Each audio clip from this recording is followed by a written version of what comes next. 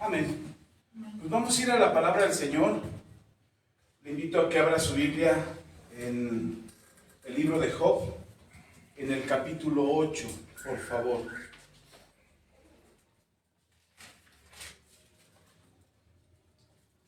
A mí no me gusta mucho tomar versículos fuera del contexto, porque perdemos el contexto de lo que ese versículo quiere decir. Pero en este caso en particular, por el hecho de lo que quiero enseñarles, solamente quiero leer un versículo. Hoy no vamos a leer el contexto, no quiero explicar el contexto, solamente quiero que leamos este versículo como una frase que pudiera animarnos a algo. Es decir, como si leyeras una frase en alguna parte y eso te animara o te motivara a tomar decisiones. O simplemente te animara, te diera un buen ánimo. El versículo 7 dice, del capítulo 8 de Job, dice lo siguiente: y aunque tu principio haya sido pequeño, tu postrer estado será muy grande. Otra vez lo vuelvo a leer. Y aunque tu principio haya sido pequeño, tu postrer estado será muy grande. Hasta ahí nada más vamos a leer en el libro de Job. Ahorita vamos a leer otros textos, pero esta frase a veces no le hacemos mucho caso a las cosas que son importantes en la palabra de Dios, porque no causa un sentimiento, no provoca euforia, no provoca emoción. Entonces, como no provoca nada, simplemente leemos y pasamos de largo el texto bíblico. Quisiéramos que todo el texto bíblico nos inspirara o nos emocionara o pudiera ser motivador para nuestras vidas, pero si empiezas a leer Levítico, seguro el primer capítulo ya te dio sueño. O si empiezas a leer números, dices, ay, esto está aburridísimo, tantos de tanta familia, tantos de tantos, por eso dejé la escuela para no estudiar matemáticas y aquí en la Biblia puros números. Pero no le hacemos mucho caso porque no causa mucha emoción en nuestro corazón. Pero el texto bíblico no es para crear necesariamente o que sea así innegable, que siempre que la leas te va a producir algo. No, habrá veces que leas Levítico, Números o Deuteronomio y te parecerá aburrido, tedioso. Y más si no tenemos el hábito de leer, cuando leamos algo en la Biblia, pues generalmente no nos va a producir una emoción. Pero quiero enseñarles con este versículo, o quiero proponerles con este versículo, que aprendamos a leer de la Biblia el mensaje que la Biblia tiene para nosotros. Recordemos que el mensaje principal de la Biblia, desde el Génesis hasta Apocalipsis, el tema principal es Jesucristo. No hay un tema mayor que poner la situación o la condición en el mundo y en la humanidad y que nosotros nos enteremos cómo tenían que suceder las cosas y cómo fueron sucediendo las cosas para que al final de los tiempos todo culminara en Jesús. Si ustedes leen en el libro de Génesis, ustedes pueden encontrarse el texto donde dice, hagamos pues al hombre a nuestra imagen y semejanza. Está hablando en plural. Es decir, Dios está hablando en una condición de que somos varios nosotros. ¿Quiénes varios? Padre, Hijo y Espíritu Santo. Entonces, desde el Génesis, el Señor Jesucristo aparece como parte importante de la creación. De hecho, en el libro de Juan, o en el Evangelio de Juan, en el capítulo 1, dice, en el principio era el Verbo, y el Verbo era Dios, y el Verbo era con Dios. Y por el Verbo, o por la palabra, fueron hechas todas las cosas. Es decir, quien participó activamente en la creación no solamente fue el Padre, no solamente fue el Espíritu Santo, sino que también el Hijo. Así es que en el contexto de toda la Biblia, desde el Génesis hasta el Apocalipsis, y en el Apocalipsis terminamos con la segunda venida del Señor y con las bodas del Cordero y la glorificación del Hijo de Dios y todo lo que viene en el Apocalipsis. Entonces, definitivamente, el texto bíblico tiene como tema principal y como personaje principal a nuestro Señor Jesucristo. Aunque en el Antiguo Testamento no lo veamos como tal, como Jesucristo, pero les puedo platicar, por ejemplo, cuando viene Abraham de la batalla y se encuentra con Melquisedec, el sacerdote de Salem, que muchos teólogos, no lo dice la Biblia específicamente, pero muchos teólogos relacionan a Melquisedec con Jesucristo, como si fuera Jesús el que se le hubiera parecido a Abraham.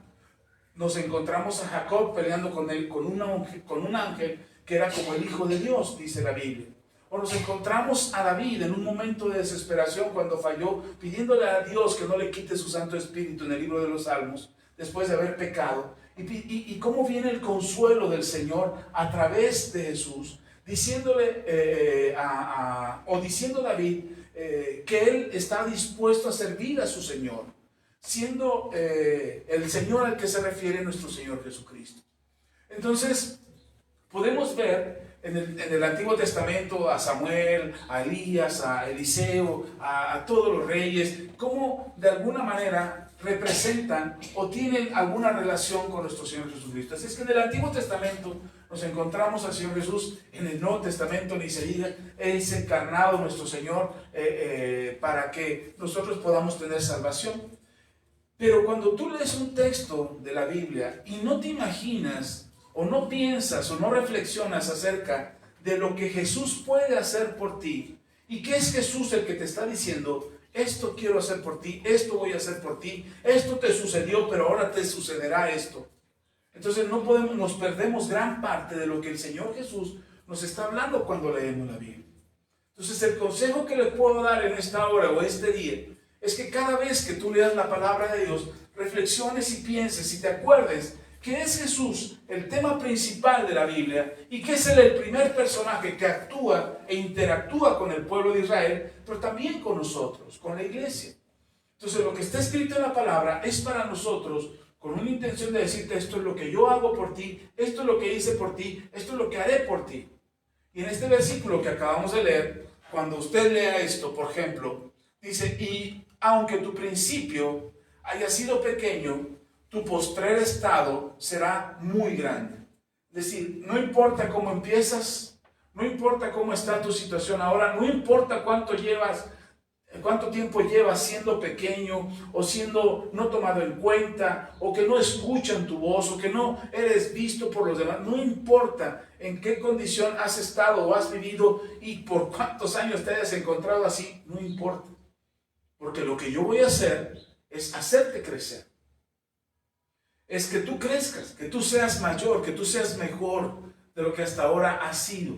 Y que tu vida refleje en ese sentido, o en lo que el Señor Jesús está hablando, refleje lo que Él quiere hacer por nosotros, por ti, por tu familia, por tu vida, por tu salud, por tus finanzas, por lo que sea que tú creas que es insignificante. Nosotros, aunque la Biblia nos insista que nosotros no deberíamos dejarnos llevar por la vista, díganme si no nos dejamos llevar por la vista. Todo el tiempo. Todo el tiempo lo que vemos determina lo que pensamos, lo que sentimos, lo que creemos, incluso hasta lo que decidimos. Lo que dicen nuestros ojos, lo que ven nuestros ojos, nos lleva a tomar decisiones o nos impulsa a tomar decisiones en base a lo que estamos viendo. Ahora, no siempre, porque tampoco pretendo castigarles esa bola de incrédulos que no creen y que solamente por lo que ven. No. Gran parte de nuestra vida decidimos o sentimos o pensamos o actuamos en base a lo que vemos. Pero cuando tenemos fe, y los escuchaba hace un momento en sus testimonios, no necesitas tener fe del tamaño del mundo. No necesitas decir, tengo que tener toda la fe para que el milagro suceda. No necesitas ni siquiera poder medir tu fe, poder decir cuánta fe tengo o de qué tamaño es la fe que tengo para poder ver, esperar o hacer que suceda algo por medio de lo que creemos y de lo que confiamos en el Señor.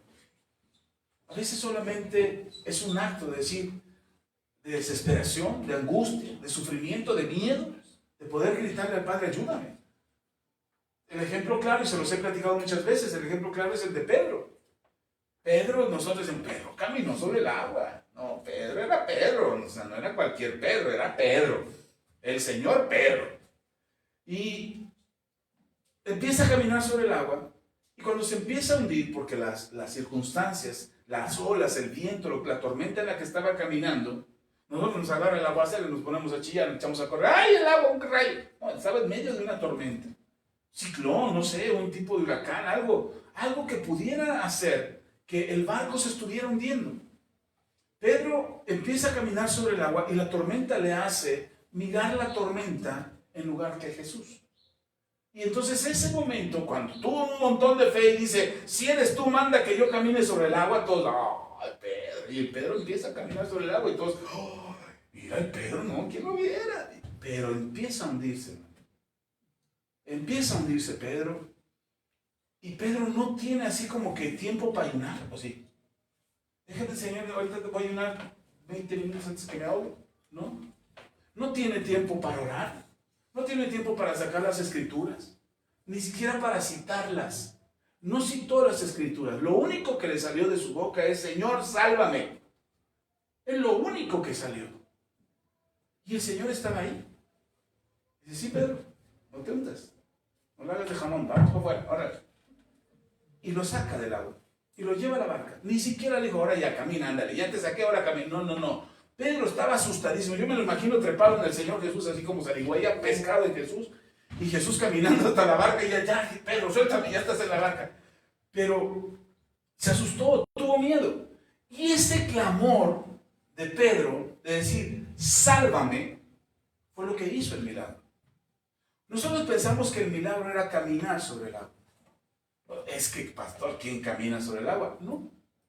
Pero ese no era el milagro que el Señor Jesús nos quiere enseñar ahí. El milagro es que Jesús siempre está ahí.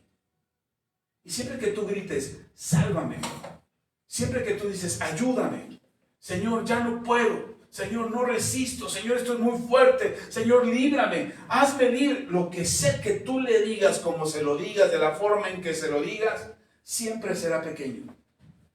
Pero lo que viene después es grande. Así es que nosotros nos preocupamos mucho por lo que vemos, por lo que sentimos, por lo que pensamos, por lo que estamos pasando, lo que nos está sucediendo, las malas noticias que nos dan, las cosas que nos hablan, lo que vemos en televisión, lo que oímos con el médico, lo que oímos en el banco, los de Coppel que no te dejan en paz. Ya, o sea, todo el tiempo estás asustado. Y se lo digo no para burlarme de ustedes, se lo digo porque yo estuve en esa situación. Yo estuve ahogado hasta el cuello. Es más, yo ya ni podía, yo nada más decía, ya ni decía sálvame, ya nada más decía, porque ya me estaba ahogando. Y el Señor sabía que tenía que salvarme. Y el Señor extendió su mano y dijo: ya, sal. No es esa la condición en la que yo te quiero ver. No es esa la manera en que debes de vivir. Y el Señor empezó a obrar y empezó a primero a atacar mi corazón, a cambiar mi manera de pensar, a cambiar mi manera de actuar, a cambiar mi manera de hacer las cosas, a dejar de quedarme tranquilo y callado, decir: algún día Dios me salvará. No, tenía que hacer algo. Tenía que actuar en consecuencia de lo que Dios estaba diciendo a mi corazón. Tenía que moverme en esa actitud. Tenía que cambiar mi manera de hacerme víctima y decir: bueno, yo sufriré todo lo que me haga. No, tuve que empezar a callar gente. Tuve que empezar a alejarme de personas que dañaban mi corazón y que me hacían sentir mal y que me hacían sentir insignificante y que no valía y que no podía y que no iba a salir nunca. Y tuve que empezar a callarles. ¿Sabes qué? Ya no hablé. Ya no les contestaba mensajes.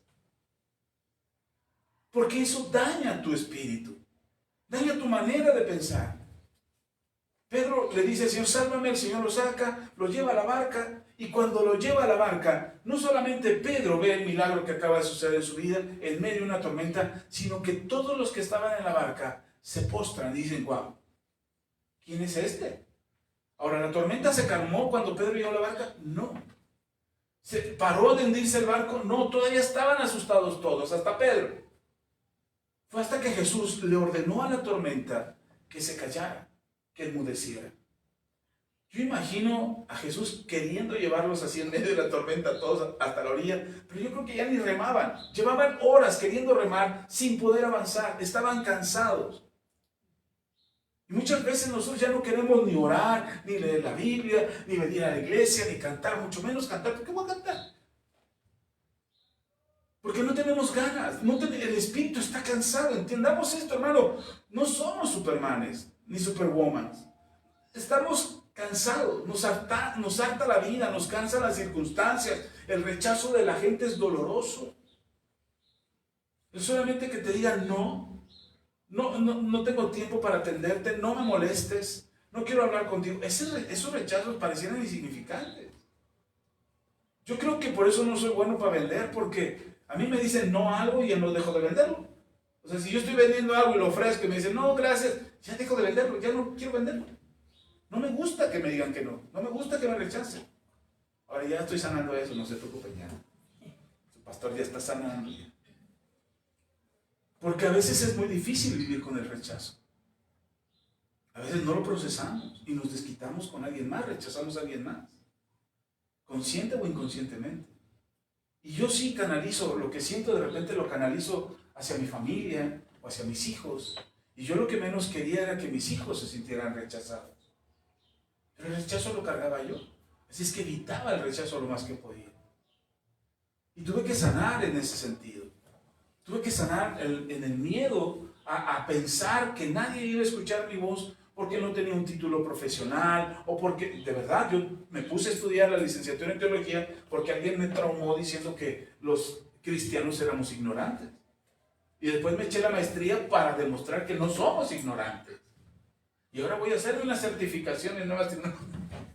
Ya me inscribí, pero ya no por eso, ya porque quiero aprender más. Luego mi esposa, lo que no estudié en mi juventud, ahora lo voy a estudiar de viejo. Todos los libros que no me he comprado porque no tengo tiempo para, ahora me los voy a comprar para leerlos. Porque quiero aprender, porque quiero saber, porque quiero conocer. Ya no por miedo a que me ignoren, o ya no por miedo a que me rechacen. Ya no por miedo a que me digan, es que los cristianos son ignorantes, ¿no?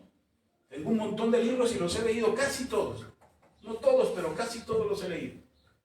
De filosofía, de psicología, de pedagogía, de matemáticas, de cálculo, de computación, y los voy leyendo. Y digo, Señor, ¿y para qué me va a servir todo esto si me voy a morir con todo este conocimiento? Tengo que empezar a plasmarlo, tengo que empezar a transmitirlo, tengo que compartirlo, pero alguien me decía, no puedes compartir porque pues eres ignorante. Digo, no, y entonces tienes que empezar a romper con ciertos moldes y pensamientos en tu cabeza que te impiden creerle a Dios. Imagínate Dios se te aparece hoy en la mañana, cuando te levantas de todo lagañoso, así todavía te levantas y el Señor te dice, hijo, hija, tu vida ha sido pequeña, pero yo la voy a hacer grande. Estoy seguro que lo primerito que pensaremos como Moisés, es que yo no sé, Señor, yo no puedo hablar. Moisés, le dice Dios a Moisés, Moisés, libera a mi pueblo, te voy a usar a ti para que liberes a mi pueblo. Y Moisés empieza a poner pretextos, es que maté a alguien allá en Egipto. Y Dios le dice, sí, los que te buscaban ya no te buscan. Esa generación que te acusaba ya se acabó. Pero es que no he ido en 40 años, no importa, ellos te van a reconocer. Pero es que, no se habla, tartamudeo. No te preocupes, tú no vas a hablar, va a hablar Aarón. Pero, ¿y cómo les demuestro? Mira, agarra tu vara, ya la avienta, la haces en el sentido, ahora agárrala por la cola. Vas a hacer señales y prodigios. Y luego, y si no me creen, ¿quién les digo que me mandó? Y Dios termina con esto. Y el yo soy, te mandó. Yo soy el que te mandó. Y con eso se le acabaron los pretextos a Moisés. Si a nosotros se nos aparece Dios y nos dice, bueno, eso de que se aparece es metáfora, es una retórica nada más. Pero si Dios te habla y te dice, hijo, hija, tu vida ha sido pequeña hasta ahora, pero la voy a hacer grande. Empezamos a buscar todas nuestras circunstancias, empezamos a mirar toda nuestra situación, nuestras finanzas, nuestra salud, nuestra edad. Miramos lo que somos, lo que sabemos. No es que yo no sé leer. Pedro no era una persona que sabía leer. Bueno, sí sabía leer, me refiero. No es que fuera analfabeta, no. Él sabía leer, pero no una persona estudiada. No había ido a ningún instituto bíblico. Ellos tienen la obligación de saber leer. El pueblo de Israel enseña a sus hijos a leer y escribir desde muy pequeños, porque lo primero que tienen que aprender es la Torá. Pero él no había ido a ningún instituto, y cuando se para en su primer discurso en el libro de los Hechos y da el discurso que da, la gente se maravilla y dice, ¿qué no es este Pedro del vulgo? Es decir, sin letras, sin estudios de teología. Y miren cómo nos contó la historia teológica tan correctamente, sin error, sin equivocación, y al final termina con Jesús. La gente estaba maravillada de eso. Ahora, ¿quién hizo posible eso? ¿Pedro? ¿Se fue a un curso intensivo? ¿Se inscribió a algún curso de teología inmediata por correspondencia? No.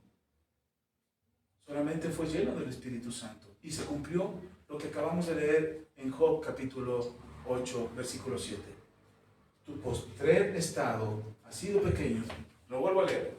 Y aunque tu principio haya sido pequeño, y tu postrer estado, y aunque tu principio haya sido pequeño, había dicho al revés, y tu postrer estado será muy grande. ¿Cómo será? Muy grande. ¿Cuántos quieren un futuro muy grande? Yo sí. Yo sigo orando por eso.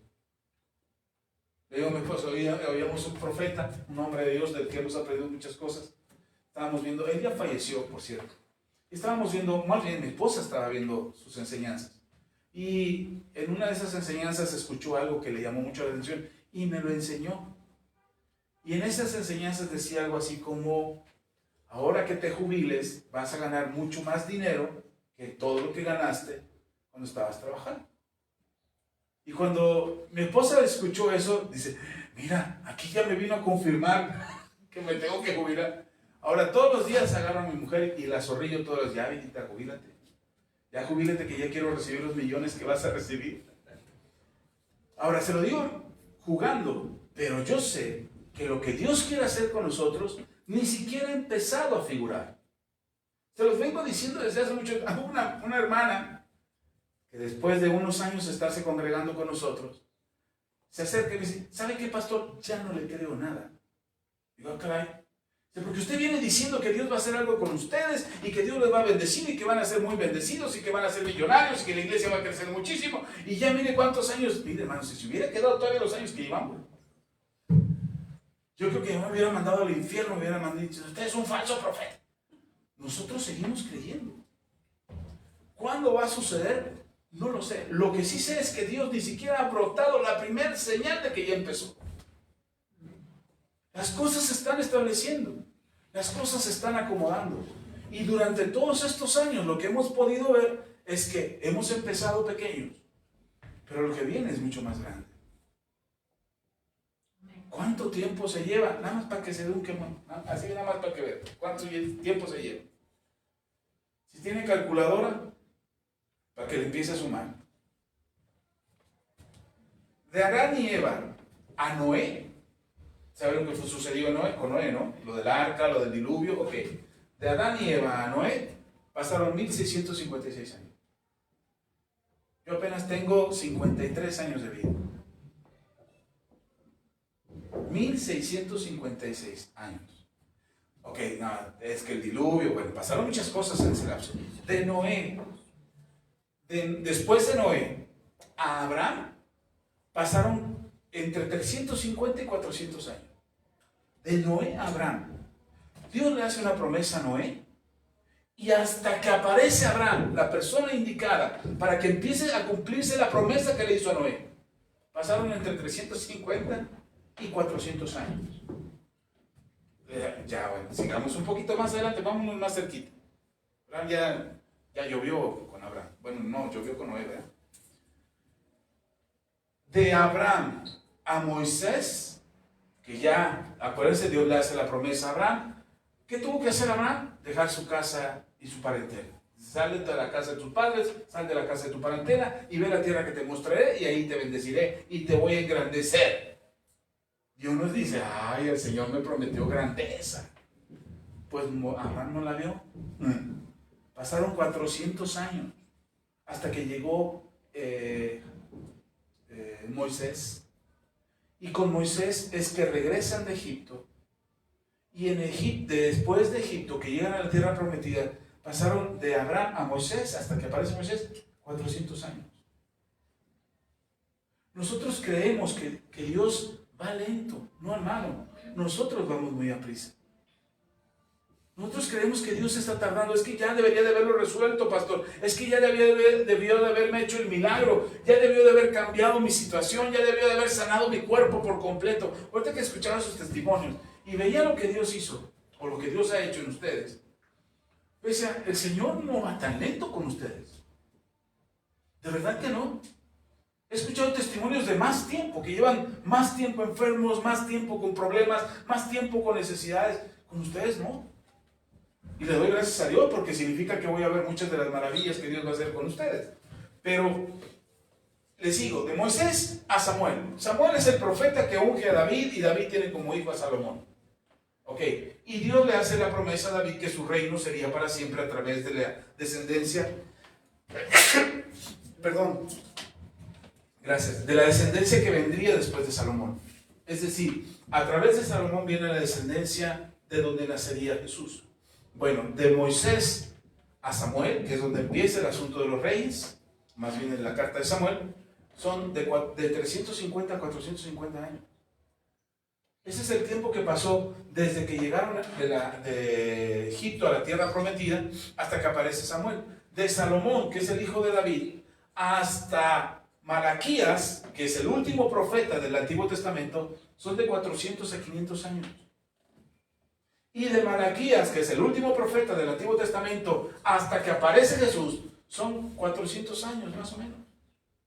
¿Se da cuenta cuánto tiempo se ha llevado entre evento y evento? Y lo he partido así para que usted vea, porque por supuesto hay sucesos y acontecimientos entre esos lapsos. Pero son los tiempos que más o menos han marcado la historia en el Antiguo Testamento hasta llegar al Nuevo Testamento. Y uno podría decir, wow, cuando aparece Jesús ya todo fue más rápido. No, desde Jesús hasta donde fue la reforma de la iglesia, desde que aparece Jesús hasta la reforma de la iglesia protestante, que aparece ahí Martín Lutero, que por cierto ahora en octubre fue la celebración de la reforma. ¿Qué es la reforma? La reforma es cuando Martín Lutero, que era un escriba o un escribano que hacía traducciones de la Biblia de latín a otros idiomas, porque recuerden que cuando la iglesia católica se vuelve la iglesia universal o la iglesia hegemónica de Roma, ellos empiezan a acaparar los libros. Se hace un concilio, se juntan los libros de la Biblia, se revisan cuáles eran realmente canónicos o que se consideran canónicos, y ellos a través de la revisión con la comparación de los escritos antiguos y las profecías y los acontecimientos y los testimonios que había y los historiadores que no eran cristianos ni creyentes, y todo eso, al revisar todo eso se determina qué libros eran los libros canónicos, los 66 libros que tenemos en la Biblia. Perdón que le llene de información ahora, pero quiero llegar a un punto. Y entonces se establecen los libros canónicos, que son los 66 que conocemos en la Biblia, y Martín Lutero era un escribano, era alguien que transcribía a otros idiomas, él sabía varios idiomas, y transcribía a otros idiomas la Biblia. De tanto leer la Biblia, él empieza a reflexionar, y en aquella época de Martín Lutero, estoy hablando de ¿qué era? 1800 y algo, creo que sí, o 1600, ay, perdónenme, se me fue la fecha, esa fecha no la anoté. Y entonces Martín Lutero, en aquel tiempo la iglesia católica había establecido reglas para poder ir al cielo. Estaban, además de los diezmos y las ofrendas y las limosnas, estaban las indulgencias, las famosas indulgencias, que era pagar con dinero, pagarle a la iglesia católica para que la iglesia católica perdonara tus pecados. Pero entonces sucedía algo, que solamente los ricos podían pagar su salvación y además podían pecar las veces que quisieran. Vivían como se les daba la gana, total, le llevaban su lana a la iglesia, le pagaban las indulgencias y entonces eran perdonados. Pero los pobres no. Los pobres se esforzaban por ser perdonados, creían que vivían en maldición. Muchos de los pensamientos de aquel entonces que dieron origen o pie al oscurantismo eran por causa de esa presión que la Iglesia Católica había establecido como fundamento para que la gente creyera que estaba condenada al infierno por causa de sus pecados. Y además, no solamente por causa de sus pecados, sino por causa de no poder pagar su redención. Y ese fue el pensamiento de aquel entonces. Aparece Martín Lutero y él, leyendo la Biblia, dice, es que la Biblia no enseña eso. Y es un desplegado de 95, ¿cómo se llaman? Preceptos, no, postulados, de 95 postulados, donde refuta cada una de las acciones de la Iglesia Católica, demostrado con el texto bíblico, diciendo la Biblia dice esto y enseña esto respecto a esto. La Iglesia Católica dice esto, nosotros encontramos en la Biblia que dice esto. Y fueron 95 postulados que se establecieron, y ese día Martín Lutero fue y los clavó en la basílica de no sé dónde, y los puso ahí, y entonces se empezó lo que se conoce como como el protestantismo, que no era otra cosa que protestar contra las reglas o las normas que establecía la Iglesia Católica, como oficiales, como que Dios las había determinado. Entre algunas de las cosas que ellos decían era que el Papa era, cuando no falla, infalible, que el Papa era infalible, es decir, que nunca fallaba, que todo lo que decía el Papa era Dios hablando tal cual. Por eso aquí les hemos enseñado, tengan cuidado cuando alguien dice, Dios me dijo, porque si Dios no dijo nada, no va a pasar nada. Entonces, cosas como esa, como la salvación, había que pagar por la salvación, estipula la salvación es por gracia, solo gracia, la máxima autoridad, ellos decían que la tenía la Iglesia, Martín dice, no, la máxima autoridad la tiene la Biblia, ellos es la máxima autoridad en la tierra, porque es la palabra de Dios. La presencia del Espíritu Santo, la manifestación de los dones del Espíritu Santo, y muchas de las cosas que hoy se conocen como que son solamente evangélicas o protestantes, que la Iglesia Católica a lo largo de los años ha venido aceptando y ha venido tomando como ciertas. Pero en aquel entonces fue pues, el caos, fue la guerra, hubo guerras a causa de esto, hubo muertes a causa de esto, persecución a causa de esto, y solo por una razón, porque las cosas tenían que establecerse. Bueno, del Señor Jesús, desde Pedro, Saulo, hasta la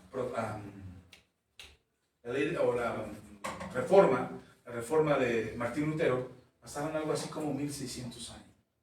Durante 1600 años la Iglesia sufrió persecución, después fue adoptada como única, después fue maltratada, dañada, profanada, y después pasaron muchas cosas, y hoy llevamos pocos años de reforma. Apenas estamos aprendiendo de las cosas. Por eso todavía la Iglesia cristiana sufre muchas cosas, entre ellas la división. Entre todas las cosas que está sufriendo la Iglesia es división. Es el anonimato, es el saqueo. El saqueo de una iglesia, va y roba ovejas a otra y se las lleva a su iglesia. Todavía seguimos pasando eso porque todavía somos una iglesia inmadura.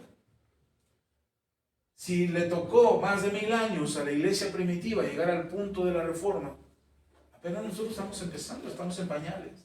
Ahora no digo que van a pasar 1000 años, porque si algo está sucediendo es que la gloria postrera será mayor que la primera, y lo que venga ahora será mucho más rápido de lo que ha pasado antes. Pero todo eso es la historia de nuestra fe. Le acabo de hacer un resumen desde Adán y Eva hasta nuestras fechas de qué es la historia de nuestra fe. Y en cada uno de esos momentos y en cada uno de esos tiempos y de esas épocas, todo pareciera empezar pequeño. Todo pareciera que era algo insignificante, algo que no tenía sentido, algo que no importaba. Y se los comento, o se los he dicho así, para que ustedes vean que su vida no es pequeña, ni es insignificante, mucho menos delante de Dios. Tu vida es importante para Dios y Dios quiere hacer algo que trascienda, quizás no para la fama que tuvo Martín Lutero, que hasta el día de hoy hablamos de él, o no para la fama que tuvo Saulo de Tarso, que se convirtió en Pablo, o el mismo Simón, que se convirtió en Pedro. Quizás no de ese nivel de fama, o ese nivel de prestigio. Pero sí puedo asegurarles que lo que Dios está buscando es que nosotros nos quede claro que no somos insignificantes. Y que cada decisión, cada palabra, cada acción y cada acontecimiento en tu vida tiene un propósito. Pareciera que tu vida no va a pasar a más. Pareciera que nos enseñan a que estudiemos para tener un trabajo, para tener un salario y pagar cuentas y tener una casa y tener bienes. Pareciera que eso es nuestra vida. Pero nuestra vida es más que eso. Nuestra vida tiene propósito significante. Pero aquí lo que importa es que nosotros, tú y yo, podamos creer eso de parte de Dios. Y le leo, miren, en 1 Corintios, ese recuento de los tiempos, y creo que me quedé corto y algunas fechas quizás me hayan fallado, por si alguien quiere ser más estricto con los tiempos, que me perdonen, pero era solamente para que nos diéramos una idea de cómo iban los tiempos. Ok, 1 Corintios capítulo 1, dice la palabra del Señor, vamos a leer del versículo 27 al 31. ¿Ya está ahí? Primera de Corintios, capítulo 1. Y vamos a ver desde el 26. 26. Dice la palabra del Señor. Pues mirad, hermanos, vuestra vocación. ¿Vuestra qué? Vocación. ¿Han oído hablar de médicos que no tienen vocación? ¿Han oído hablar de maestros que no tienen vocación? Incluso se les ha puesto otro calificativo, dice que son maestros barco, ¿no? O médicos de mala praxis. Es decir, cualquier abogado, cualquier ingeniero que no tiene vocación por lo que hace, le va a costar trabajo hacer lo que debe hacer. Es decir, si tú quieres estudiar alguna carrera, pero no tienes vocación para ello, te va a costar mucho trabajo llevar a la práctica. No es imposible, porque conozco muchos médicos que no tienen vocación para ser médicos, pero son buenos médicos. Entonces, cuando no tienes vocación para lo que haces, te cuesta trabajo. Te cuesta trabajo levantarte para ir a trabajar. Y dices, ay, tengo que ir a trabajar. Cuidado, porque esa no es tu vocación. Ese no es tu fuerte. Ok, te puede dar, como a mí, por ejemplo, me dio 30 años mi trabajo, me dio 30 años para sostener mi familia, tener una casa, ok. Pero estoy seguro que esa no es mi vocación. Sin embargo, tenía que levantarme todos los días e ir a trabajar todos los días. Pero no es mi vocación. Entonces, puedes hacer algo, puedes dedicarte a un trabajo, puedes tener una profesión, puedes tener un oficio, y quizás no sea tu vocación. Es importante que tú descubras qué es lo que tienes que hacer. Por ahí se usa mucho una frase en el coach motivacional, en el entrenamiento personal o en la motivación personal, se usa una frase que dice, haz lo que te gusta. Haz lo que te gusta hasta el punto de que ya ni quieras cobrar por lo que haces. Si tú estás en esa condición, eso es lo tuyo. ¿Ok? Pero a veces hacer lo que me gusta no me da para comer. Hacer lo que me gusta no paga. Hacer lo que me gusta, pues sí, requiere tiempo, requiere dedicación, requiere preparación, que a lo mejor ahorita no tengo. Por eso les decía, ahora que me jubile, pues voy a dedicarme a lo que me gusta. Y hay muchas cosas que no hago ahorita porque tengo que trabajar. Pero eso no significa que sea malo. ¿En qué contexto entonces nos está hablando Pablo? Pablo nos está hablando en el contexto de nuestro llamado en el Señor. Hermano, el Señor Jesús, hermana, el Señor Jesucristo no solamente te llamó para llevarte al cielo, y que seas un angelito más allá en el cielo y que estés con cara bonita y aleluya. No, tienes propósito. Hay una razón por la que el Señor Jesús llegó a tu vida, llegó a tu familia, llegó a tus hijos y a los hijos de tus hijos. Hay una razón, no solamente es llenar el cielo, es que tú puedas cumplir aquí en la tierra, volviéndonos a Adán. Cuando Adán y Eva fueron establecidos en la tierra y Dios hizo la creación, Dios le dijo a Adán y Eva, enseñoréense en la tierra, sobre todas las cosas de la tierra, ustedes van a mandar. Multiplíquense, sean muchos, extiendan lo que les he dado. Lamentablemente Adán y Eva no hicieron lo que se les pidió, desobedecieron. Para eso dice el libro de Hebreos que tuvo que aparecer el segundo Adán. ¿Quién es el segundo Adán? Jesús. Y tuvo que aparecer el segundo Adán para recuperar lo que el primer Adán perdió. Por eso, hasta que aparece Jesús en el Nuevo Testamento, las cosas en el Antiguo Testamento eran regidas por la ley. Para nosotros en el Nuevo Testamento, y a partir de que viene Jesús, las cosas son regidas por la gracia. Tú y yo estamos bajo la gracia. Y las condiciones, no me puedo comparar yo, por ejemplo, con David. Dice, pastor, entonces tengo que andar matando gigantes. No, tranquilo, hermano, tranquilo, no tienes que andar matando a nadie. Pero es que hay unos gigantes ahí en el barrio que se ponen pesados. No, tranquilo, no pasa nada. No tienes que andar enfrentando gigantes, ni te tienes que volver un guerrero. Yo soy guerrero del Señor y andas con tu bus, con tu espada, tu palo, al menos porque eres un guerrero del Señor. No, son cosas distintas. La manera en cómo vivió David es diferente a como nosotros estamos ahora. ¿Sí me estoy explicando? Entonces, pero hay un propósito. David tenía su propósito. Salomón tenía su propósito. Jesús tuvo su propósito. Pedro, Pablo, los apóstoles, hasta llegar a nosotros. Mencioné hace un momento, Martín Lutero también tuvo su propósito. Y hasta el día de hoy, muchas de las cosas que no suceden en este mundo es porque los que deberíamos estar cumpliendo nuestro propósito no lo estamos cumpliendo. Nos enfrascamos en pagar cuentas, en salir de deudas, en alimentar a los hijos, en proveer para la casa y nos olvidamos de nuestro propósito. Y eso hace que nos perdamos. El Señor te llamó, llegó a tu vida, no solamente para llevarte al cielo, llegó a tu vida para darle propósito. Vocación, dice Pablo. Tienes un llamado, algo para lo que Dios ha puesto en tu corazón y que tiene que ver con lo que a ti te gusta. ¿Qué es lo que te gusta? Pastor, a mí me encanta dormir. Bueno, vas a soñar, interpretar sueños, seguramente. No, pues a mí me gusta el chisme, seguramente te va a tocar interpretar lenguas o discernir espíritus. Algo. El Señor, estoy bromeando, por supuesto, no es así, no es decir, entonces a mí yo voy por ahí. Pero seguro, lo que quiero decir es que seguro tienes un propósito. El problema es que nos perdemos de ello. Nos enfocamos tanto a esas pequeñas cosas que lo único que están provocando es que nosotros seamos pequeños. ¿Que seamos cómo? Pequeños. Y entonces lo que Dios quiere hacer, la grandeza que Dios quiere desarrollar en nosotros, no va a suceder. Acabo de compartir una de las canciones que hicimos a una locutora de radio. Se las mandé. Me dice, oye, qué bonitas canciones. ¿Las puedo publicar? ¿Las puedo transmitir en radio? Le digo, dame chance, por favor, 20 días más porque este trámite va lento. No me imaginé que fuera tan complicado publicar canciones. Pero dame chance 20 días, que es cuando ya estaremos terminando el proceso. Dice, ok, en 20 días, y las empiezo a compartir en radio, con toda libertad. Porque lo que queremos es que se den a conocer. Me escribe un hermano de España. Dice, hermano, escuché un mensaje que usted compartió en su iglesia. ¿Podría usted darnos un discipulado acerca de ese tema? Claro. Déjeme preparar el material para enviarles el material y darles discipulado. A través de internet lo voy a dar.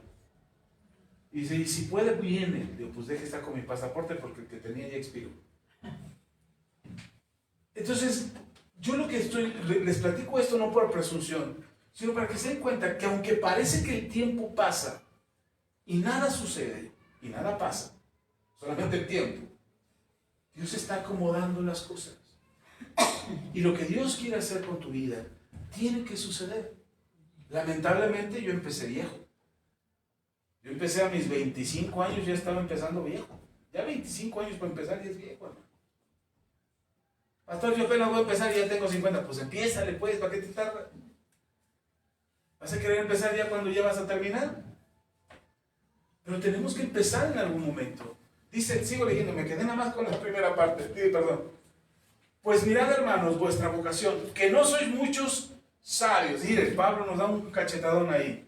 Que no sois muchos sabios, según la carne, ni muchos poderosos, ni muchos nobles. Es decir, Pablo dice, Dios te llamó, tienes una vocación, pero no tienes cualidades, hermano. No eres sabio, no eres rico, no tienes título de nobleza.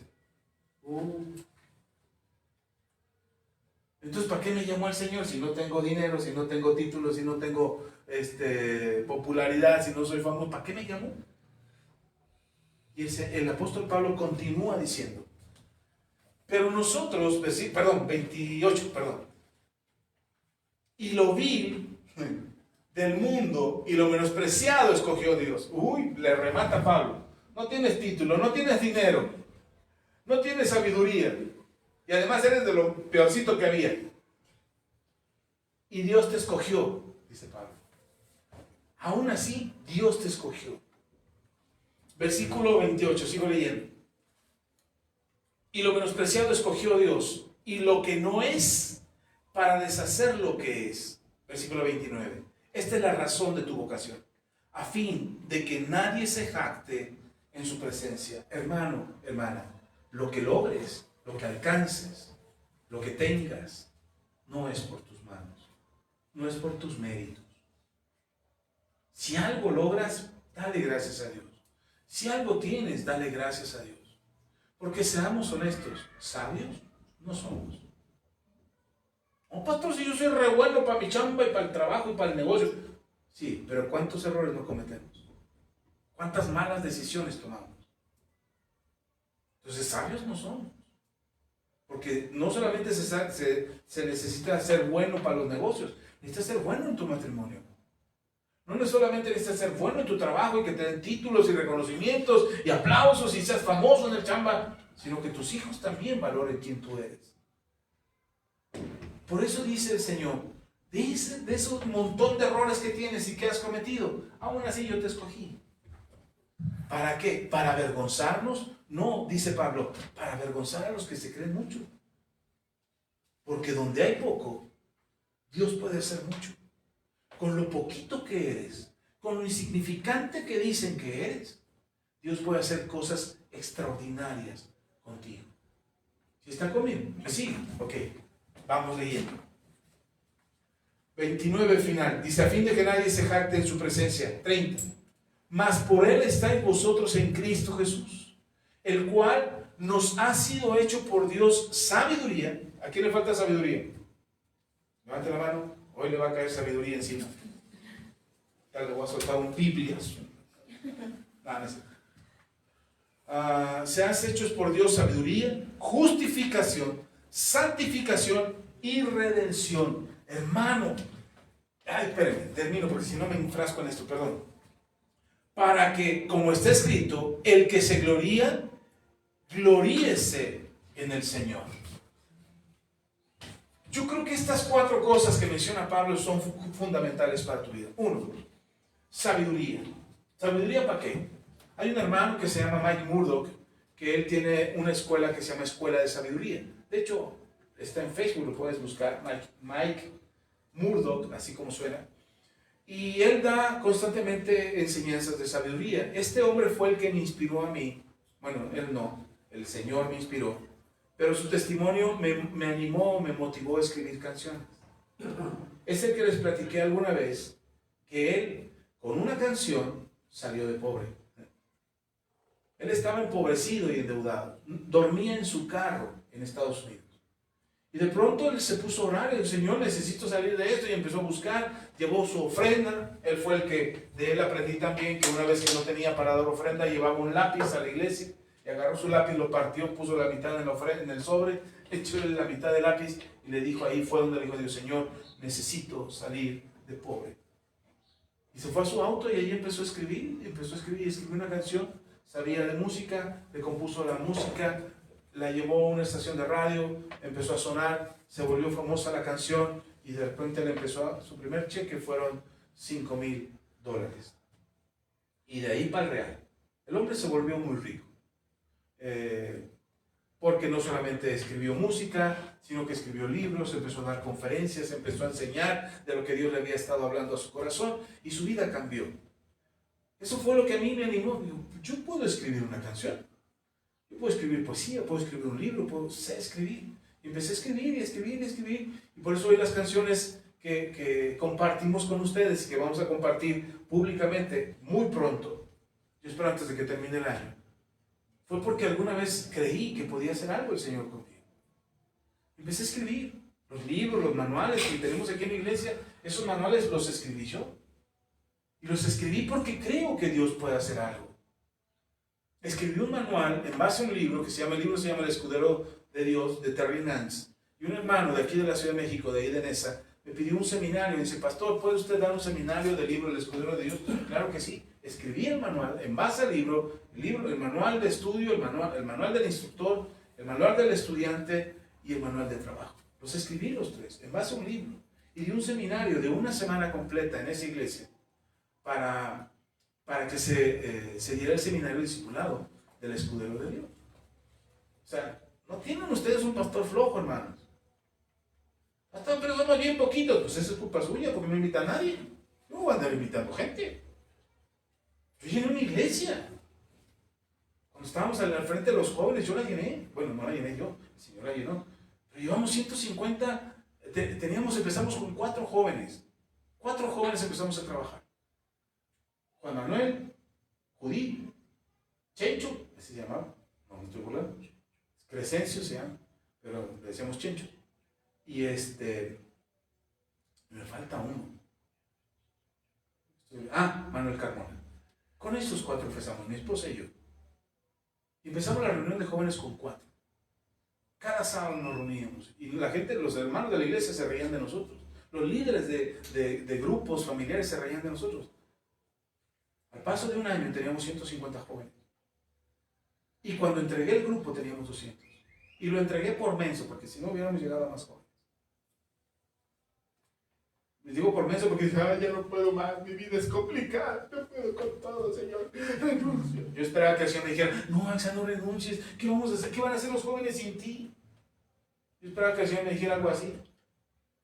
Dice, no quieres saber, ahí viene otro, con permiso, papá, que sí. El grupo se quedó con 200 cuando nosotros lo entregamos. Y pastor, ¿por qué somos tan poquitos aquí? Pues ya le dije, porque usted no invita gente. Los que tienen las ovejas son las que tienen que traer otras ovejas. Ahora no reclamo.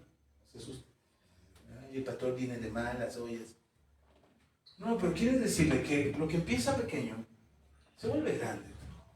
Y tú tienes que hacer, primero, tienes que tener la convicción de estas 4 cosas en el Señor. Dice Pablo, sabiduría. Pero les iba a decir de Mike.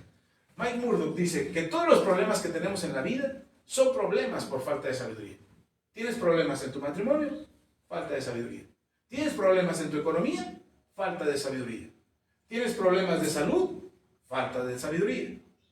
Cualquier problema que tenemos en la vida es por falta de sabiduría. Ahora, con el paso de los años y con todos los golpes que me ha dado la vida, estoy de acuerdo con Mike. Es cierto. Los problemas que tenemos, no podemos hablar con nuestra pareja, no podemos tener una conversación sana por falta de sabiduría. No podemos hablar con nuestros hijos y educar a nuestros hijos correctamente por falta de sabiduría. Tenemos malas relaciones de pareja, nos encontramos cualquier zángano con patas que nos hace la vida imposible, o zángana para que no me se ofenda. Y decimos, pero ¿por qué me tocan puros así? Por falta de sabiduría. Los problemas que tenemos son falta de sabiduría. ¿Quieres resolver tus problemas? ¿Quieres mejorar tu vida? Necesitas sabiduría. Y dice el libro de Proverbios, el principio de la sabiduría es el temor al Señor, el temor de Jehová. Entonces, lo que nosotros necesitamos es sabiduría. Ahora, ¿qué nos dice Pablo? Que en Jesús tenemos, lea conmigo, lo vuelvo a leer para que no diga que me lo inventé. Versículo 30. Mas por él estáis vosotros en Cristo Jesús, en el cual nos ha sido hecho por Dios sabiduría. Jesús es la sabiduría y nosotros conocemos a Jesús y conocemos la sabiduría. ¿Sí está conmigo? Jesús para nosotros, ¿qué es? Sabiduría. ¿Qué necesitamos de Dios? Sabiduría. Entonces, ¿quién necesitas en tu vida? A Jesús. Conoce a Jesús. ¿Qué haría Jesús? Hay consejos en la Biblia para todo, para tu negocio, para tu trabajo, para tu salud, para tu matrimonio, para la educación de tus hijos, para todo. Ahora, no te quieres ir al Antiguo Testamento porque dices, ay, eso suena muy anticuado. En el Nuevo Testamento está el consejo de cómo debes educar a tus hijos, cómo debes de tratar a tu pareja. Mujeres, cómo deben tratar a su marido, hombres, cómo deben de tratar a su esposa. ¿Quieres tener novio o novia? Ahí está en la Biblia, en el Nuevo Testamento. ¿Quieres saber cómo administrar tus recursos, tus dineros, para que no te falte, para que no le debas a Coppel Electric y a todos los bancos posibles? Ahí está el consejo en la Biblia. El problema es que creemos que la Biblia es un libro religioso. No, hermano, es un libro de sabiduría. Es que los que leen la Biblia son religiosos. No. Hay personas que no creen en Dios, que no creen en Jesús, y leen la Biblia por los consejos que en ella están. Ahora está llena la Biblia, las redes sociales de frases que suenan muy poderosas. Hermanos, son Biblia. La verdad los hará libre. Y ahí andan los chavos revolucionarios. La verdad los hará libre. Y uno dice, eso está en la Biblia. No es cierto, es revolucionario, es progresista, es marxista. Lo dijo Fidel Castro y lo dijo el Che Guevara. Y ellos dijeron que la verdad está en la Biblia y lo dijo Jesús hace 2000 años. Y hoy se usan frases bíblicas para motivar, para alentar. Hasta en los gimnasios ponen todo lo puedo. Ya no me le falta decir, en Cristo que me fortalece.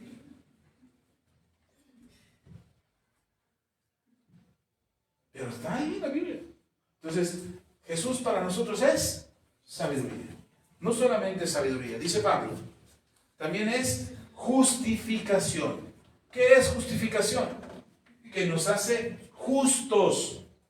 ¿Cuántos malos hay aquí? Levanten la mano. No se hagan mensos, que sí los conozco a todos. Conozco sus historias. Hasta de los chiquitos también conozco. Si decimos, son malos. No, hermano, ya no eres malo. Ya no vuelvas a creerte el discurso de que eres una mala persona, pecadora, filistea, incircuncisa, hija del diablo. Ya no. Eras. Tú dices, sí, era. Es más, ¿sabe qué hago yo?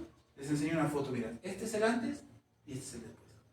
¿Pero es lo mismo? No, no es la misma. ¿Es la misma foto? No, no es cierto. Este es antes de Jesús, este es después de Jesús.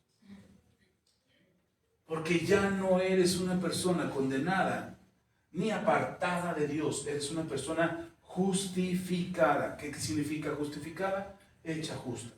No significa que no eras culpable, hermano. Eras culpable. Lo que hicieron fue perdonar tus pecados, tus culpas. Te dieron un documento desde el cielo que dice, ya no hay condenación para esta persona. Pero hizo esto y eso. Sí, lo hizo, pero ya le fue justificado. El juez le absolvió de esos cargos. Y no te puede, nadie te puede señalar por lo que tú hiciste en tu pasado. Si Jesús vino a tu vida y Él perdonó tus pecados, tú eres una persona justa. ¿Sí está conmigo? ¿Por qué es importante que lo sepas esto? Porque no solamente tienes problemas por la falta de sabiduría, seguramente también tienes problemas por la culpa que cargas en la espalda. Es que yo hice, pastor. Si ustedes supieran, no merezco el amor de mis hijos, el amor de mi esposa, el amor de Dios. No merezco nada, que el Señor me mate. Porque sentimos culpables. Deja la culpa a un lado. Tú ya no eres culpable. Tú no tienes por qué cargar con algo que Jesús cargó en la cruz. ¿Sí me explico? Entonces, cuando se te dice que eres justo o que eres justa, no mires a tu pasado para verificarlo. El cristiano dice, ahora sí, muy bueno, ¿no? Muy justo. Y volteas para atrás. No, pues no tanto. Es que yo era. Ya no. Nosotros ya no miramos atrás. Jesús lo dijo de esta manera: cualquiera que quiera ser mi discípulo tiene que tomar el arado y seguirme. Porque aquel que toma el arado y voltea para atrás, dice Jesús, no es digno de ser mi discípulo. Yo no entendía mucho esto, pero entendí que lo que el Señor Jesús se refiere es que una vez que tú empiezas a seguir a Jesús, ya no tienes que mirar atrás. ¿Por qué ya no tienes que mirar atrás? ¿Porque es pecado? ¿Porque te vas a convertir en sal como la mujer de Lot? No, porque es como si desconfiaras de que lo que Jesús hizo no fue suficiente. Volteas a ver si borró tus pecados. Volteas a ver si te sigue persiguiendo el demonio. Volteas a ver si todavía puedes caer en tentación. No, hermano. Tú eres justo. ¿Cómo eres? Pastor, pero yo sigo pecando. Eres.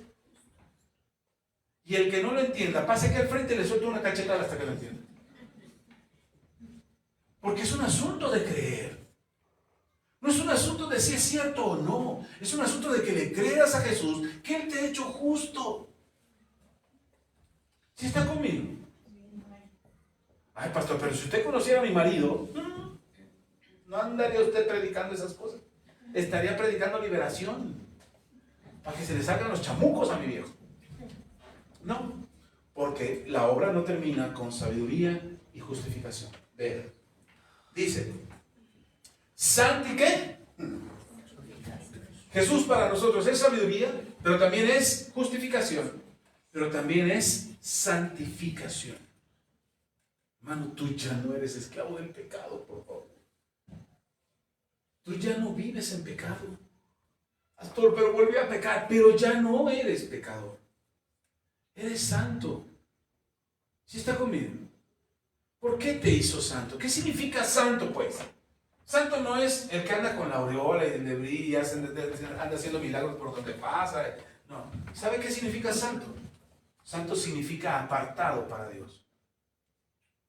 Entonces, cada vez que tú te inclinas, invocas, convocas, llamas a Jesús a tu vida y te rindes delante de Él, tú estás permitiendo que diga, ok, tú eres mío, hijo, ven. Te aparto del montón que no son míos. Tú eres mío, tú eres de los que yo pagué. Ahorita vamos a ver eso, pero tú eres de los que no tienen comunión con el mundo.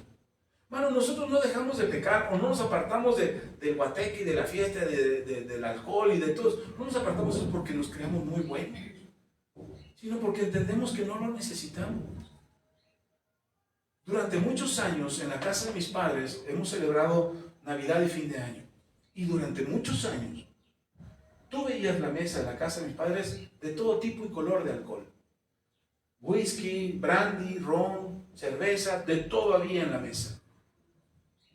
Porque los hijos ya habíamos crecido y ya podíamos tomar. Durante muchos años. Y entonces la fiesta terminaba con borrachos en la mesa dormidos. Hermanos, hoy las fiestas han terminado 4 o 5 de la mañana y no hay alcohol en las mesas. De repente los muchachos, los más jóvenes, mis sobrinos ahora, dicen, ay, hay que comprar una cerveza. Las compran y ni se las toman. Las compran y ni se las toman. Porque ya no es la necesidad de eso. Porque ya entendieron que no lo necesitan. Tú, cuando te entiendes la santificación en tu vida, cuando entiendes la santificación que Dios está haciendo en tu vida, entiendes que lo que Dios te está diciendo, hijo, lo que el mundo te ofrecía, ya no lo necesitas. Llámese como se llame, el tipo de maldad o pecado que sea, o cualquiera, hijo, mejor recojan las patas y guarden las patas para que la puedan subir sin problemas, no se me vayan a caer en la escalera. Y entonces, cuando nosotros hablamos de santificación, no es que nos volvamos santurrones. No nos volvemos santurrones. No nos andamos persinando por todo. Ay, eso es pecado, eso es del diablo. No vienes para allá. No tenemos esa actitud. Lo que entendemos es que lo que el mundo ofrece, no lo necesitas. Entiendes que no necesitas del alcohol para ser feliz. No necesitas del alcohol para desahogar tus penas. ¿Tienes penas? Ora. Ponte de rodillas delante del Señor y dile con todo tu corazón, me está cargando. ¿Cómo se llama el cuernudo ese? Me está cargando patas de cabra, Señor. Me siento mal, no puedo con esto, es más grande que mí, pesa mucho, estoy afligido porque debo dinero, porque mi esposa me peleó con ella todos los días, porque mis hijos no me obedecen.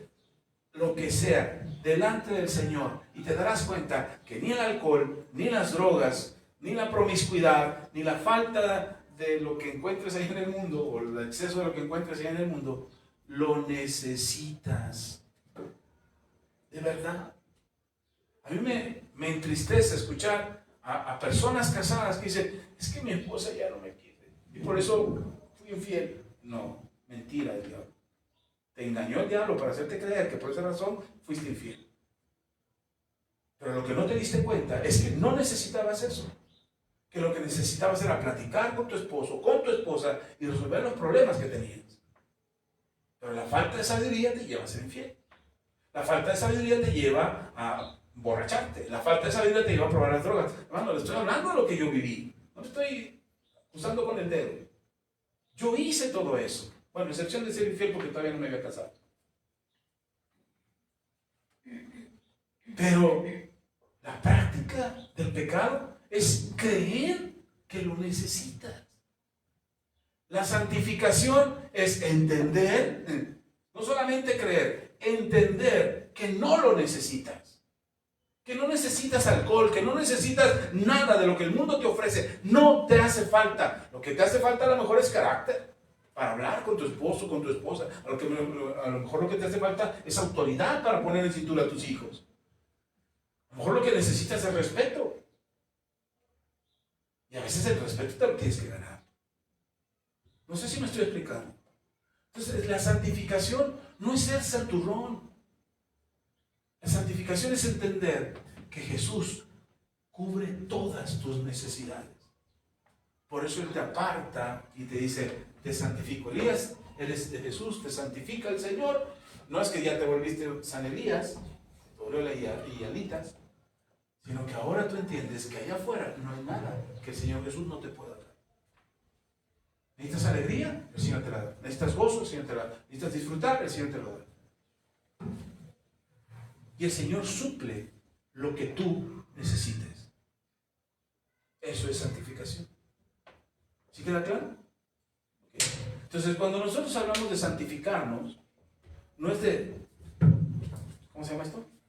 Persinarnos, ni darnos golpes de pecho, ni latigazos en la espalda de que me estoy santificando, pastor, aquí, haciéndome más puro. No, es entender que lo que el mundo te ofrece, no lo necesitas. Lo que sea que te ofrezca. Lo que sea que te ofrezca. Y vaya que tenemos necesidades. ¿Alguien no tiene necesidades? Todos tenemos necesidades. Algunas se vuelven más grandes que otras, según qué tanta atención le pongas. Porque si te da hambre, no sé si les ha pasado, pero de pronto te da hambre, te levantas muy tempranito a trabajar, andas apurado diciendo qué hacer, o te vas a trabajar y andas bien apurado en la chamba, y te da hambre. Cuando vas en camino al trabajo, dices, yo tengo hambre. Llegas al trabajo y tienes un montón de cosas que hacer, te apuras a sacar todo. Cuando te das cuenta ya te dieron las 3 de la tarde. Dices, no he comido. Hasta se me olvidó que tenía hambre. ¿No les ha pasado alguna vez? A mí me pasa muy seguido. Pero ¿qué pasa cuando tienes hambre y no tienes nada que hacer? Estás, tengo hambre, me voy a morir de Te vas a morir de hambre porque no has comido, porque tienes hambre. ¿No les ha pasado? Bueno, eso es lo que sucede. La necesidad te hace creer que es tan grande de acuerdo a la atención que le pongas ahí. Resuélvela. ¿Tienes hambre? Come. ¿Tienes sed? Toma agua. ¿Tienes un problema financiero? Resuélvelo. Empieza a ver cómo puedo hacer, qué tengo que dejar de comprar, qué tengo que dejar de gastar, en dónde no puedo invertir más, a quién ya no le voy a creer nada de lo que me viene a vender porque es pura farsa. Tienes que ponerte las pilas. ¿Sí está conmigo? Nosotros compramos algo por internet, mi esposa me dice, oye, investiga de este producto, quiero ver, a ver, y vamos a comprarlo, lo compramos. Nos llega el producto. No era ni nada, ni se parecía nada a lo que compramos, hermano. Lo ve mi esposa y dice, ¿y esto es lo que pediste? No, seguro no te equivocaste. No, aquí está el pedido, aquí está la página, aquí está todo, aquí está el envío. Entonces, porque son mentirosos. Pero porque además el internet te hace creer que lo necesitas, urgente. Cuidado. Cuidado, porque tu necesidad puede aparentar ser tan grande que Jesús no pueda cubrirla. Esa es la mentira del pecado. Que lo que tú necesitas, Jesús no lo puede cubrir. Pero tú y yo somos santificados. Entonces eso significa que lo que necesitas, Jesús sí lo puede cubrir, lo que sea. Y termino con esto. Dice Pablo. Justificación, santificación y redención. Jesús para nosotros es redención. ¿Qué significa redención? Que alguien pagó por ti. Hermano, ya no te perteneces. No andes presumiendo diciendo este cuerpo mío, esta pancita mía. No, hermano, no te perteneces. Le perteneces a Jesús. Es mi vida y qué, mentira, ya no es tu vida. Si tú le entregaste tu vida a Jesús y le entregaste tu corazón a Jesús, ya no es tu vida, le pertenece a Él. Eso significa redención. Que tú tenías un dueño anteriormente. ¿Quién era tu dueño? Pablo lo dice en otra carta. Nuestro dueño era el pecado, era Satanás, era el diablo, él era nuestro dueño. Y Jesús nos compró con él. Y le dijo, todo aquel que me reconozca a mí como su Señor y su Salvador, ahora es mío, me pertenece. Ay, ¿cómo me vas a pagar? Con mi sangre. Ya está. Aceptaron el trato, hicieron trato. Y el pago de pecado, el pago de nuestro pecado, fue la muerte de Jesús. Lo que no esperaba Satanás es que Jesús resucitara. Creyó que lo había vencido. Pero Jesús resucitó al tercer día y se levantó. Y cuando se levantó, dice que en el tiempo que estuvo esos 3 días, en el tiempo que su cuerpo estuvo en el sepulcro, él en espíritu descendió al Seol y le arrebató las llaves del Hades y del infierno a Satanás. Así es que Satanás no tiene ninguna autoridad. Y cuando, yo me imagino, no lo dice la Biblia, pero yo me imagino la escena, Jesús bajando hasta el infierno. Dice a todos los demonios, ¿y ahora quién prendió la luz? Le aparece Jesús, ¿qué hace aquí? Y todos a correr. Desaparece Satanás, ¿qué haces en mis dominios? Vengo por las llaves. ¿Cuáles llaves? Las que pagué. No, pagaste por los de allá arriba. No, pagué por toda la humanidad. Y tú no tienes una autoridad ni sobre la muerte, ni sobre el infierno. Si se dame las llaves, no te doy nada. Pues dice la Biblia, se las arrebató. No le pidió permiso, porque él tiene autoridad. Así es que cuando Satanás quiere yo puedo más que Jesús y tú eres un pecador, nada más le recuerda, mira, ya te pusieron una paliza, ¿quieres otra? Porque el que está conmigo se llama Jesús. ¿Quieres otra? Tranquilízate, ahorita le hablo a mí, Señor, y él viene, mira, sin pena viene y te pone otra. ¿Sí está conmigo? Jesús le arrebató toda autoridad que había sobre tu vida, sobre la tierra, sobre la vida y la muerte. Satanás no tiene ninguna autoridad. Jesús le arrebató toda esa autoridad. ¿Cómo es que Satanás logró esa autoridad? Recordemos que Adán y Eva pecaron.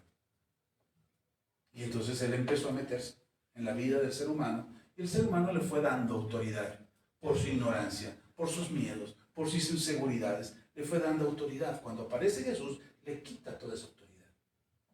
Hermano, yo no creo en un Dios mítico. Yo creo en un Jesús que venció la muerte, que resucitó al tercer día y que la historia misma, no la religión, la historia misma da testimonio de su existencia, de su crucifixión, de su sepultura y de su resurrección. Yo no creo en un mito. Me gusta leer, me gusta la ciencia. Yo no voy a creer un cuento de niños. Yo creo lo que he encontrado y lo que me han demostrado mentes que ni siquiera son creyentes acerca de la existencia de Jesús, de su muerte y de su resurrección. Y entonces la resurrección lo que me enseña a mí es que yo ya no le pertenezco al diablo, yo no le pertenezco al mundo y ni siquiera me pertenezco a mí mismo. Le pertenezco a Jesús. Por eso cuando yo no me quiero levantar para ir a trabajar, que es muy seguido, no le vayan a decir a nadie, pero de repente me despierto y, no quiero. Este cuerpo, Señor, mira, no se quiere levantar. Señor, por favor, dame fuerzas. Ya, y me paro. Porque no me pertenece este cuerpo. Y ha habido ocasiones, me he encontrado en ocasiones, en días que no quiero ir a trabajar, y que me levante, que el Señor me da fuerza, ya como sea, llego al trabajo y ese día alguien me pide una oración. Alguien me pide que ore por él, que le dé un consejo, que le lea la Biblia, que le mande los links de las prédicas. Digo, sí, tenía que venir. Y el diablo mentiroso quería que yo me quedara acostado. ¿Sí me explico? ¿Sí está conmigo? Jesús pagó con su vida. Él redimió tu vida. Amén. Amén. Aquí le paro. Iba a seguir más, pero ya se me acabó el tiempo. Y el día de hoy queremos compartir con ustedes el pan. Así es que vamos a pararle aquí. Por si no sabían por qué, es mi cumpleaños. No es cierto, no es mi cumpleaños. Es el cumpleaños de la iglesia. Estamos cumpliendo la mayoría de edad. Desde que empezamos como ministerio en la sala de la casa. Éramos mi esposa, mis 3 hijos. David estaba como Vane, de edad. Y empezamos en la sala de la casa. Mi esposa, mis 3 hijos y yo con el primer servicio un 4 de noviembre de hace muchos años. Y de ahí empezamos a invitar gente. Y empezó a llegar gente. Y de pronto rentamos un lugar, de repente nos corrieron de ahí, nos fuimos a la casa de una hermana. De repente nos corrieron de ahí, nos fuimos a la casa de otra hermana. Y después de ahí venimos a dar aquí. Y aquí estamos, desde entonces. Pudiéramos pensar o pudiéramos creer que para tantos años somos una iglesia pequeña. Pero creo que no. Yo creo que el Señor nos ha extendido a donde no nos imaginamos que podríamos llegar. Tenemos hermanos en Chicago que nos ven en nuestra reunión. Ellos son Manto Nuevo, hermana Irma Astudillo y su familia. Ellos son parte de la comunidad, están bajo nuestra cobertura, oramos por ellos, los bendecimos. Tenemos hermanos en Michoacán, en Aguascalientes, en Centroamérica, en Sudamérica, que algunos de ellos todavía no están bajo nuestra cobertura, pero son parte de la comunidad porque ellos se edifican con nosotros. La hermana que nos visita desde Veracruz, ella es Manto Nuevo, de camisa puesta, aunque viene una vez al mes por visita, y aprovecha que viene aquí a la Ciudad de México y viene y se congrega con nosotros las veces que está aquí en la Ciudad de México. Hermanos que nos ven en Guerrero, que nos ven en otras partes del Estado de México, gente que no es de la comunidad, pero que nos escucha constantemente, que se mete aquí a escuchar las palabras que compartimos, compañeros de mi trabajo que yo no sabía que me escuchaban y me escuchan, ya me dijeron, oye, te escuché, oye, qué buen mensaje diste, oye, esta palabra estuvo muy bien.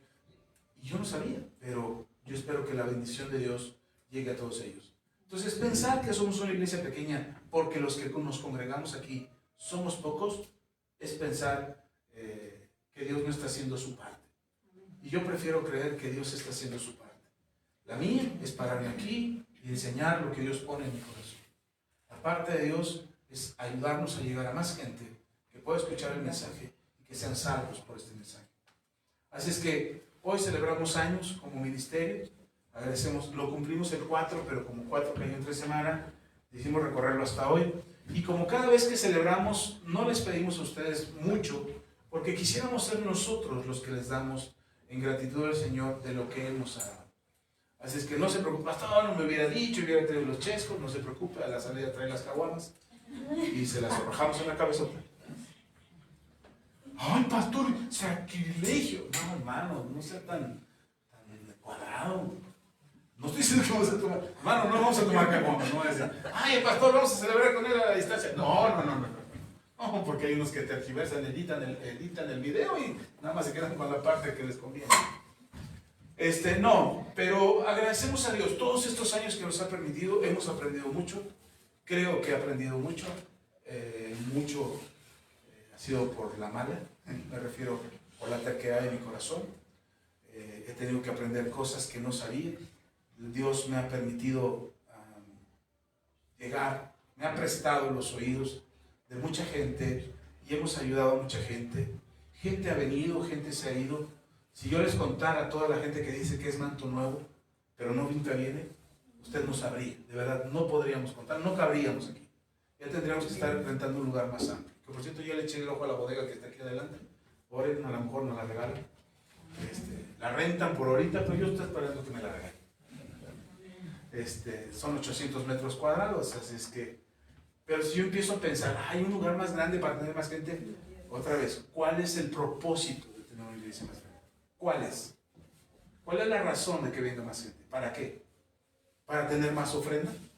¿Para tener más dinero y poder poner la estación de radio y la de televisión y la imprenta y la editora y la productora musical? O sea, para todos mis proyectos. Es que necesito dinero, necesito más gente. No. El Señor me ha suplido a mí de manera extraordinaria y sobrenatural. Entonces, mi propósito no es tener más gente para tener más dinero. Tampoco es tener más gente para que en Valle de Chalco nos conozcan como la iglesia más grande de Valle de Chalco. Tampoco. Ni en México siquiera. El propósito de ganar más almas es poder llevarlas al cielo. Es poder ganar personas, restaurar familias, ayudar a niños, jóvenes que tienen problemas, matrimonios que tienen problemas, adultos mayores que tienen problemas.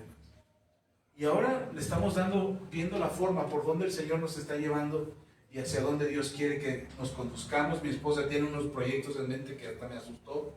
Cuando me los platicó dije, ¿cómo le vamos a hacer para semejantes proyectos? Pero bueno, ya ella tendrá el tiempo y podrá empezar a hacerlo. Ya me uniré yo después, más adelante, a esos proyectos. Pero lo que sí le puedo asegurar es que tenemos una vocación, tenemos un llamado. Me fío mucho en las palabras de Gamaliel cuando le dijo en el concilio, ahí en el libro de los Hechos, les dice al concilio, lo que es de Dios permanece, lo que no es de Dios se desvanece.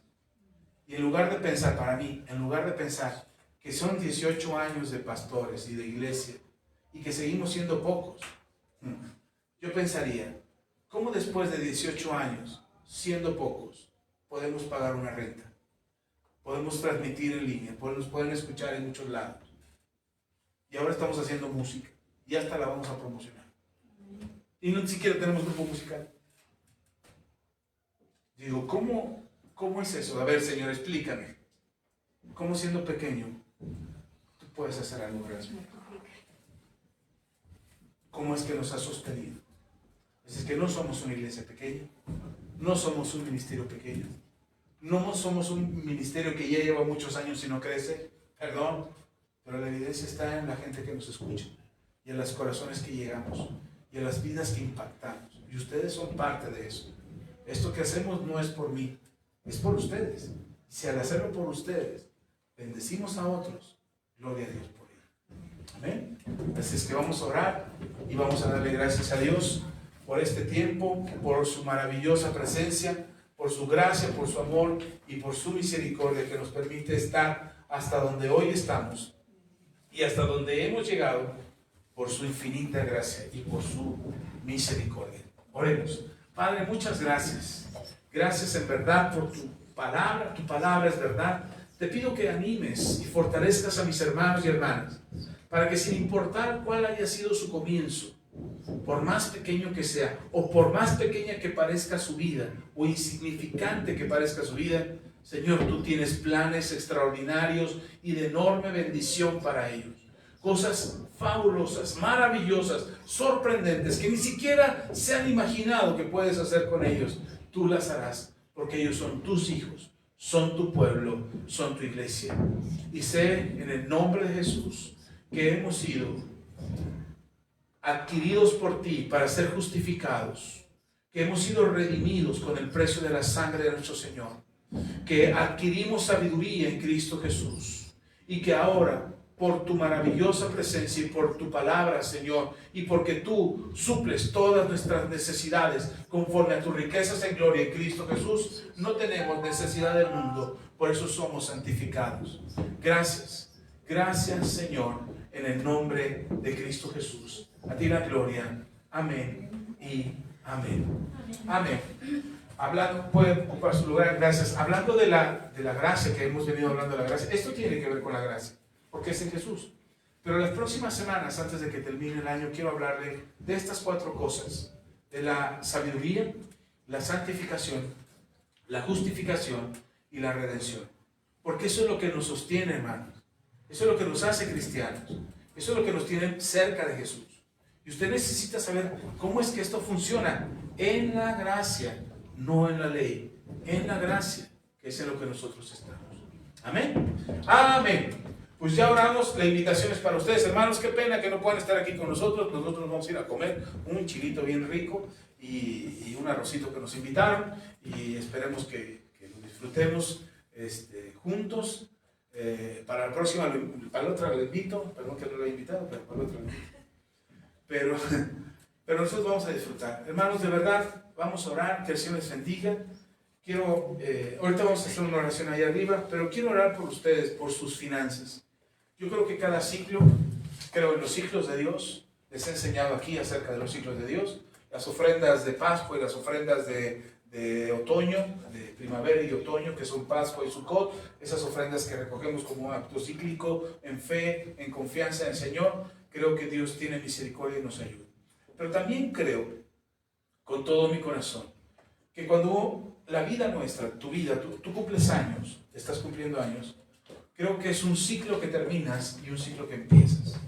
Y cuando la iglesia cumple años, también creo que es un ciclo que terminó, pero es un ciclo que empieza.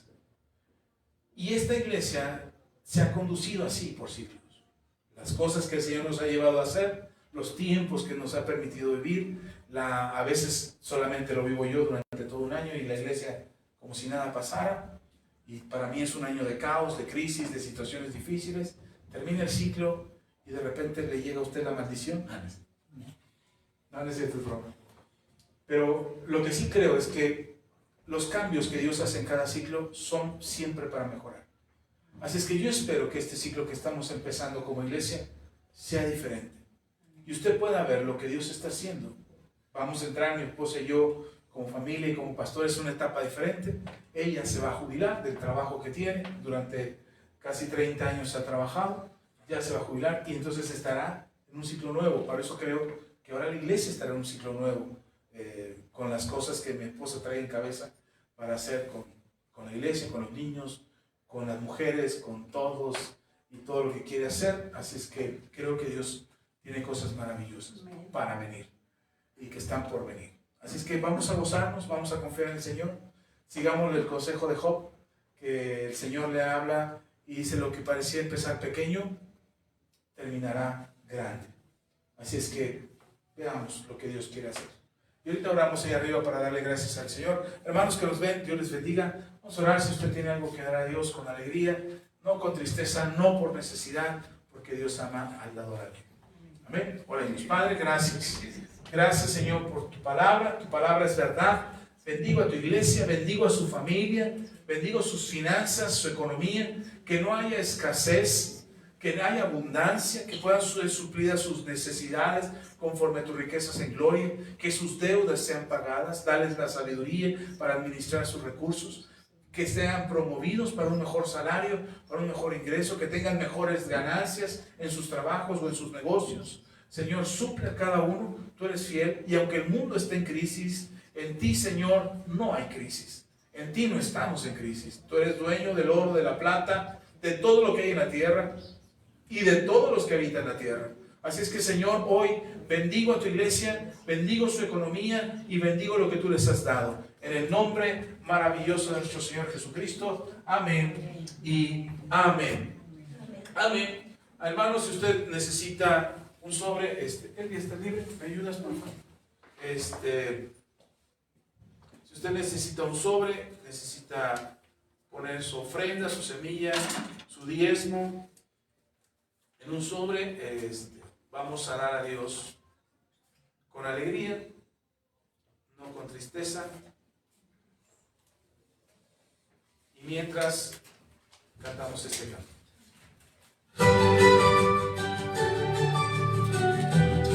Hermanos, Dios les bendiga. Hasta la próxima.